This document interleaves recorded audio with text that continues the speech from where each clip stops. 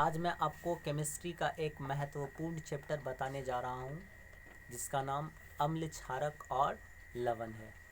यहाँ से बिहार बोर्ड के एग्ज़ाम में कम से कम 5 और ज़्यादा से ज़्यादा 10 नंबर का क्वेश्चन आता है। तो ये टॉपिक पढ़ने के बाद हमारा सारा क्वेश्चन कवर हो जाएगी। तो चलिए देखते हैं हम लोग, बिना टाइम को गवाए इसे शुरू करते हैं। अम्ल, जिसको अंग्रेजी में एसिड बोलते हैं, ये जल में घुल करके H+ आयन यानी कि हाइड्रोजन आयन देता है। वहीं क्षारक, जिसको अंग्रेजी में हम लोग बेस बोलते हैं, वो जो है जल में घुल करके OH- आयन यानी कि हाइड्रोनियम आयन देता है। ये डिफिनेशन अम्ल का, ये डिफिनेशन आर्हेनियस साहब ने दिया था। तो कभी कभी ये क्वेश्चन आता है कि आर्हेनियस के अनुसार अम्ल और क्षारक को परिभाषित कीजिए। तो आर्हेनियस के अनुसार डिफिनेशन हो गया अम्ल का, जो H जल में घुल करके H+ आयन दे, और वहीं क्षारक का हो गया वह पदार्थ जो जल में घुल करके OH- आयन यानी कि हाइड्रोनियम आयन दे। लिख दिए हम, जल में घुल करके अम्ल जो H+ आयन देता है। वहीं क्षारक जो होता है वो जल में घुल करके OH- आयन देता है। अम्ल का जो pH मान होता है वो 0 से 7 के ही बीच होता है। अम्ल का pH मान 0 से 7 के ही बीच होता है, जबकि क्षारक का pH मान 7 से 14 के बीच में होता है।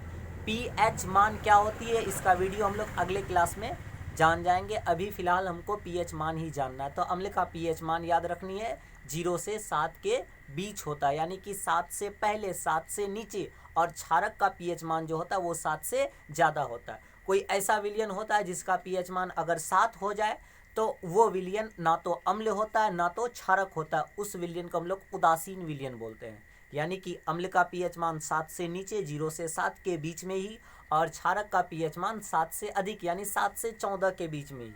अगर कोई विलयन है जिसका pH मान 7 है तो उस विलयन को उदासीन विलयन बोला जाता है। यानी कि ऑब्जेक्टिव एक बन गया कि उदासीन विलयन का pH मान कितना होता है, तो कितना, 7 होती है। फिर देखिए, अम्ल जो होता है वो नीले लिटमस पत्र को लाल कर देता है। अम्ल के अंदर ये खूबी होती है, खासियत है कि वो नीले लिटमस पत्र का रंग बदल करके लाल बना देता है। कौन सी? अम्ल। अम्ल जो होता है वो नीले लिटमस पत्र के रंग को बदल करके लाल बना देता है। वहीं क्षारक लाल लिटमस पत्र के रंग को बदल करके नीला कर देता है। क्षारक लाल लिटमस पत्र के रंग को बदल करके नीला कर देता है। फिर अम्ल जो है वो स्वाद में खट्टा होता है, यानी कि जो भी चीज़ खट्टा होता है उसके अंदर अम्ल पाया जाता है। अगर खट्टा है इसका मतलब अम्ल है। जैसे नींबू खट्टा है, किसके कारण? अम्ल के कारण। आम खट्टा है, किसके कारण? अम्ल के कारण। संतरा खट्टा होता है, किसके कारण? अम्ल के कारण।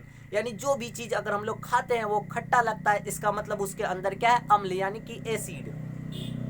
क्षारक जो होता है वो स्वाद में कड़वा होता है। कड़वा कहने का मतलब हो गया, साबुन को अगर कभी, हालांकि खाते तो नहीं है, कभी अब चख के देखें तो जैसा साबुन का स्वाद होता है उसको हम लोग कड़वा बोलते हैं, साबुन जैसा होता है स्वाद में। फिर देखिए नीचे में कुछ अम्ल का नाम लिखा हुआ है, याद रखनी है क्योंकि ऑब्जेक्टिव में आता है निम्नलिखित में से कौन अम्ल है। तो HCl को हम लोग बोलते हैं हाइड्रोक्लोरिक अम्ल। HNO3 जिसको हम लोग कहते हैं नाइट्रिक अम्ल। H2SO4 जिसको हम लोग कहते हैं सल्फ्यूरिक अम्ल। H2CO3 जिसको हम लोग कहते हैं कार्बोनिक अम्ल। और CH3COOH जिसका नाम होता है एसिटिक अम्ल। इसके लास्ट में OH है, लेकिन ध्यान रखनी है ये अम्ल है, क्षारक नहीं है।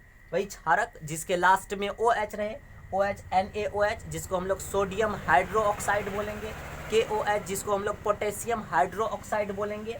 MgOH जिसको हम लोग मैग्नीशियम हाइड्रो ऑक्साइड बोलेंगे।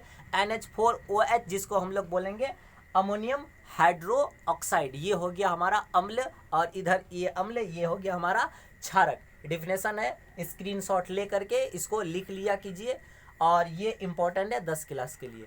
Thank you for all of you watching this video.